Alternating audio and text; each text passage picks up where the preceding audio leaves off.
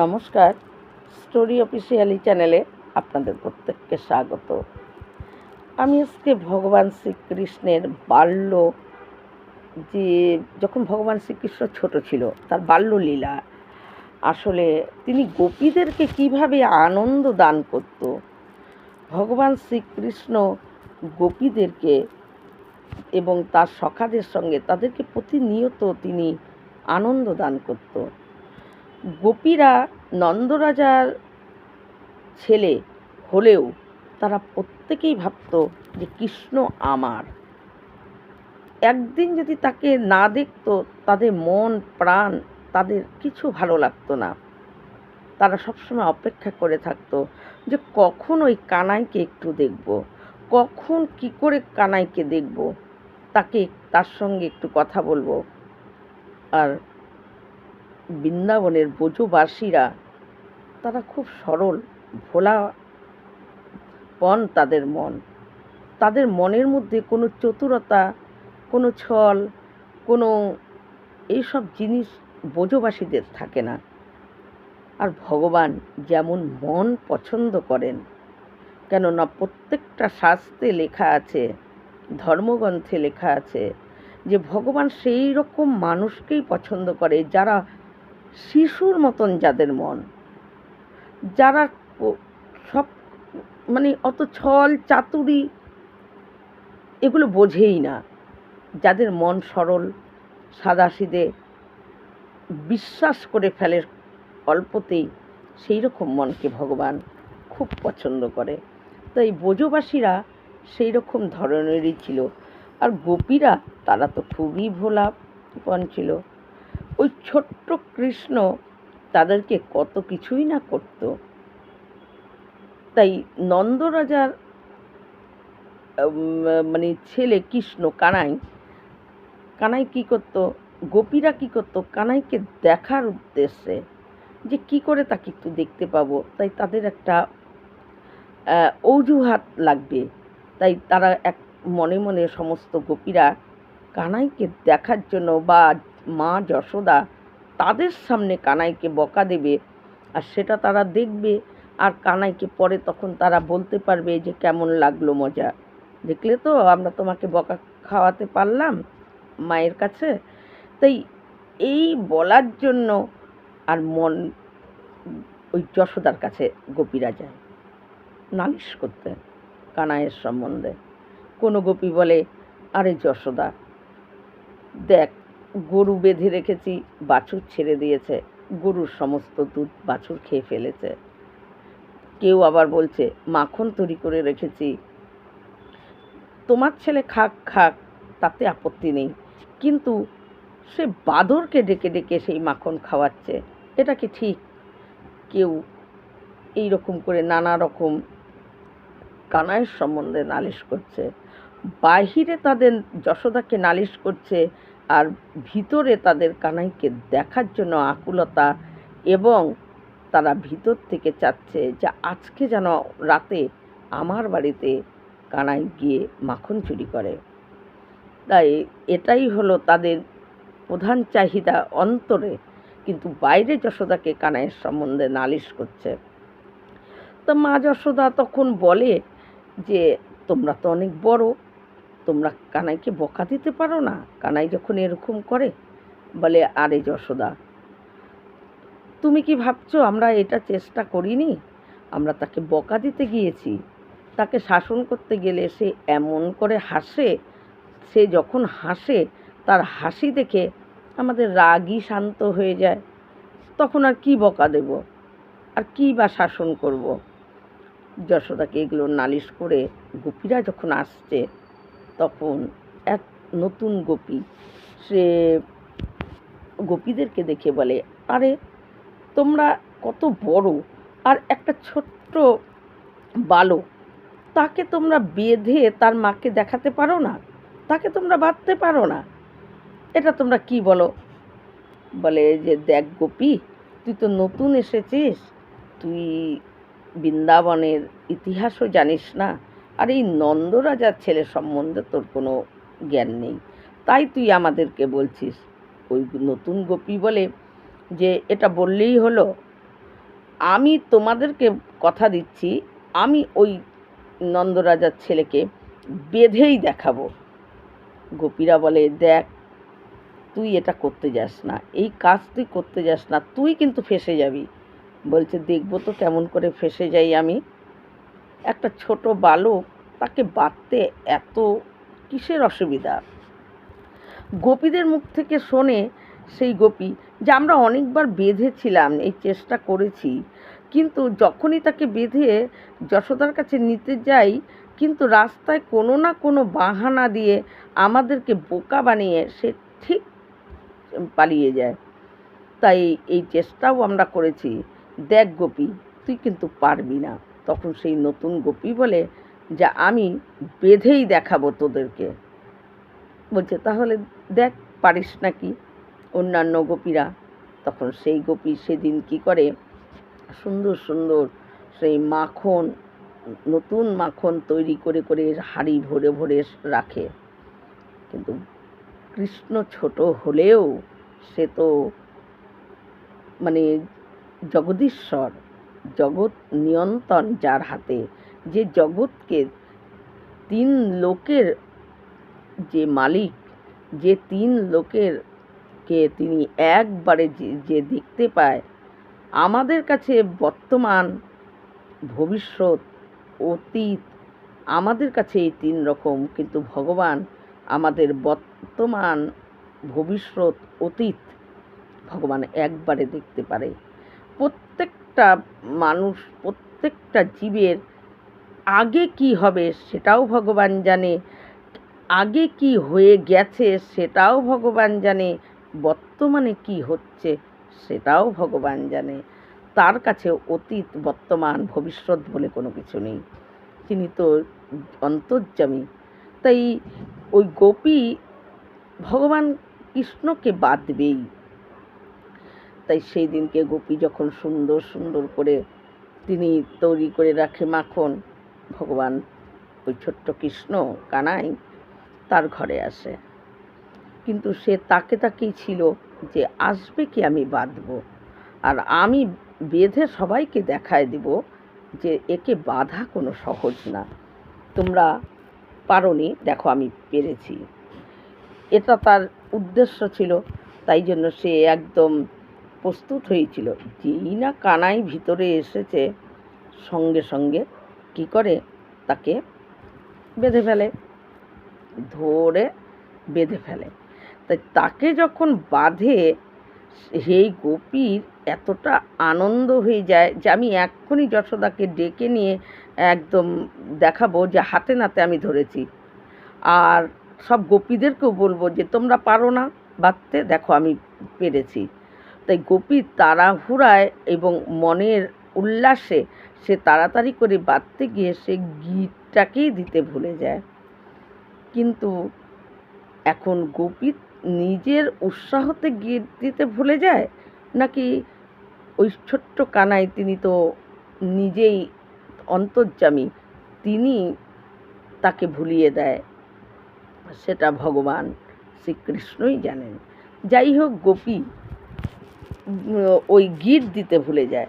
দৌড়াতে দৌড়াতে মা যশোদার কাছে যায়, গিয়ে বলে, আরে যশোদা, তুমি শিগগিরই আসো, তোমার কানাইকে আজকে আমি হাতে নাতে ধরেছি, ধরে ঘরে বেঁধে রেখেছি।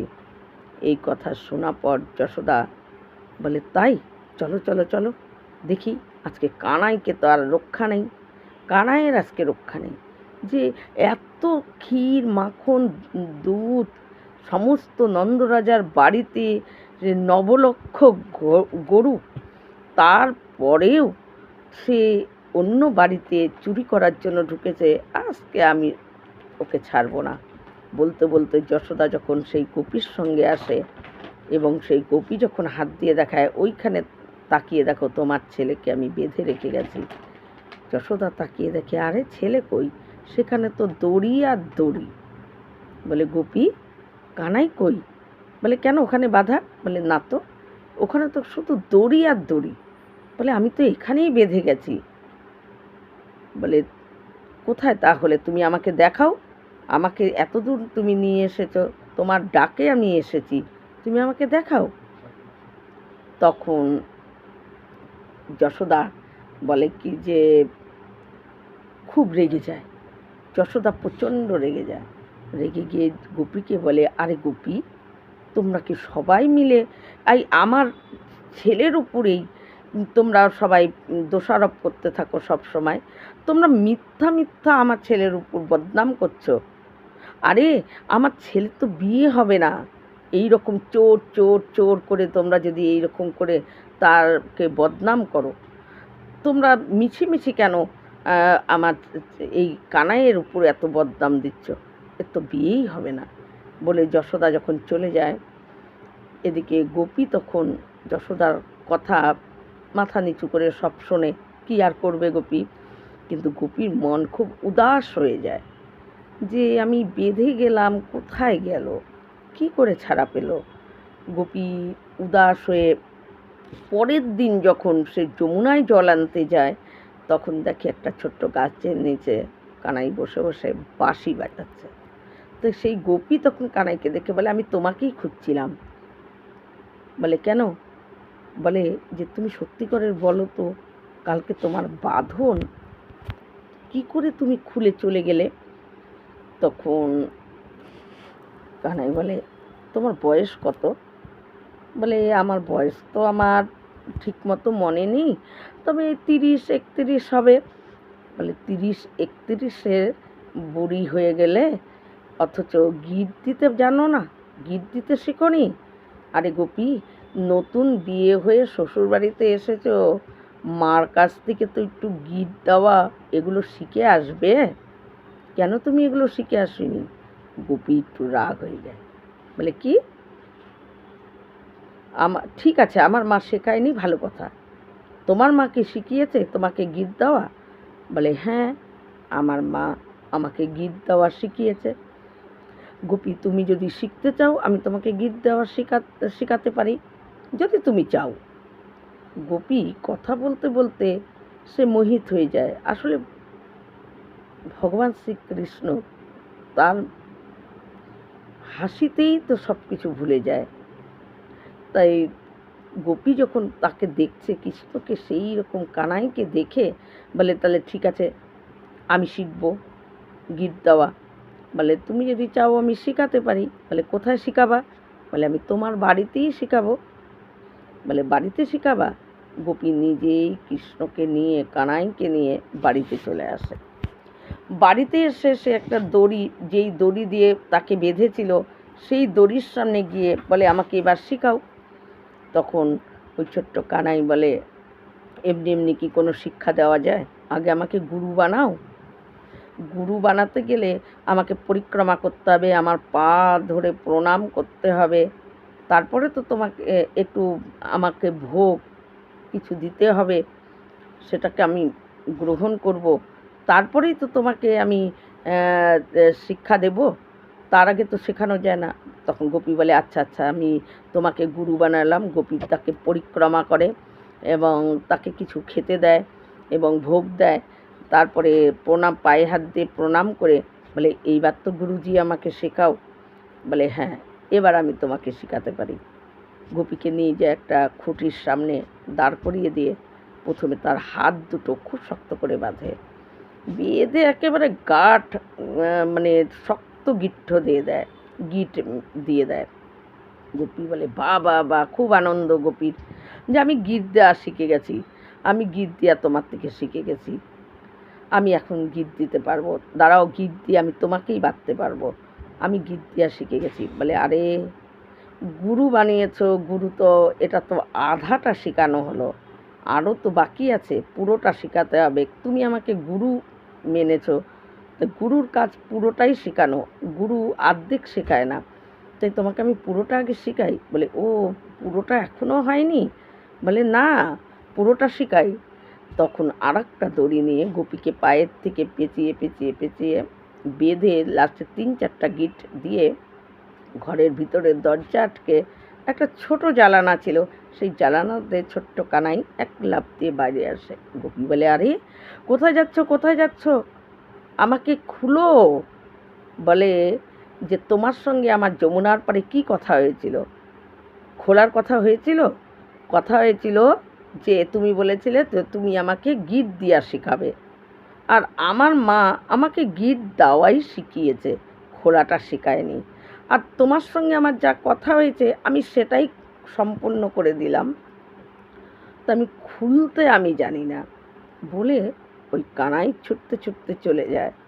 কানাই যখন চলে যায়, এখন গোপী তো ঘরের মধ্যে হাত পা বাঁধা, বলে তোমার পতিদেব আসলে তুমি খুলে নিও বলে কানাই ছুট। এইদিকে গোপী তো বাঁধা, তখন কিছুক্ষণ পরে তার পতিদেব বেশ মোটা সোটা স্বাস্থ্যবান সে আসে, সে এসে দরজা ধাক্কাতে থাকে, আরে খোলো আরে খোলো।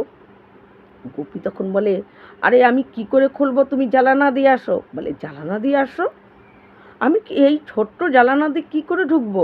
বলে তুমি ঢুকেই আগে দেখো আমার পরিস্থিতি, আমি কি করে খুলবো। তখন জানালা দেখে যে তার স্ত্রী তো পুরো বাধা। তখন ওই স্বাস্থ্যবান পতি কোনো রকমে ছোট জানলা দিয়ে কোনো রকমে ঢুকে ঘরের মধ্যে সে হলো ধাপ করে পড়ে যায়। বলে কী করেছে এই কাজ? বলে নন্দরাজার ছেলে। বলে যে তোমাকে না আমি বলছি যে নন্দরাজার ছেলের সঙ্গে তুমি কিছু অত মেশামেশিরই দরকার নেই, ওর পাল্লায় তোমাকে পড়তে না করেছিলাম না। তার গোপী বলে আগে তো আমাকে খোলো, তারপরে তো আমি তো বুঝতে পারিনি, আমার হয়ে গেছে যেটা আমি তো বুঝতে পারিনি ও এটা করবে। ও আমাকে গিট শেখাতে এসেছে, আমি গিট দেওয়া শিখতে গিয়ে ও আমাকে বেঁধে দিয়ে চলে গেছে, ও খুলতে জানে না, তাই বলে ছুটে চলে গেছে। তখন তার পতিদেব তার গিট খুলে দেয়, তার বাইরের বাঁধন খুলে দেয়, কিন্তু সেই গোপীকে যে ভগবান শ্রীকৃষ্ণ বেঁধেছে, তার অন্তরে তার হৃদয়ে যে কৃষ্ণ বাঁধন, সেই বাঁধন কোনো দিন কেউ কোনো দিন সেটা খুলতে পারবে না। বাইরের বাঁধন তার পতিদেব খুলে দিলেও সেই গোপী তার অন্তরে যে কৃষ্ণ বেঁধেছে সেই কৃষ্ণের বাঁধন এসে জড়িয়ে আছে। উঠতে বসতে শুতে সে অনবরত কৃষ্ণ কৃষ্ণ কানাই কানাই কানাই করতে থাকে। তাই এটাই গোপীদেরকে ভগবান এই রকম করে তাদের সঙ্গে লীলা করে তাদের সঙ্গে আনন্দ দান করত। গোপীদের ঘরে মাখন চুরি করতো না, আসলে আধ্যাত্মিকভাবে এই মাখন অর্থাৎ নবনীত একটা যখন সদ্য মাখন তৈরি করে তখন সেই মাখনটা থাকে সবচেয়ে নরম। কিন্তু যারা নাকি ভগবানকে ওই কৃষ্ণকে সবসময় অন্তর থেকে বলতো যে আমার বাড়িতে এসো, আমার বাড়িতে মাখন তুমি খাও, ভগবানকেই যখন মাখন তৈরি করে তার উদ্দেশ্যেই নিবেদন করে দিত, তারা মনে মনে এটাই চাইতো এই মাখন রাখলাম এটা যেন ওই নন্দরাজার ছেলে কানাই খায়। কিন্তু ভগবান তো সে তো অন্তর্যামী, তার স্মরণ করে যদি তাকে দিব বলে যদি কোনো জিনিস তৈরি করা যায়, তিনি তো সেখানে সেটা গ্রহণ করতে আসবেই।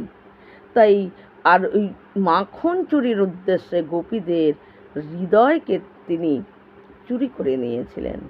আসলে মাখন চুরি সেটা তো বাস্তবে গোপীদের হৃদয়কে ভগবান শ্রীকৃষ্ণ চুরি করে ফেলেছিলেন।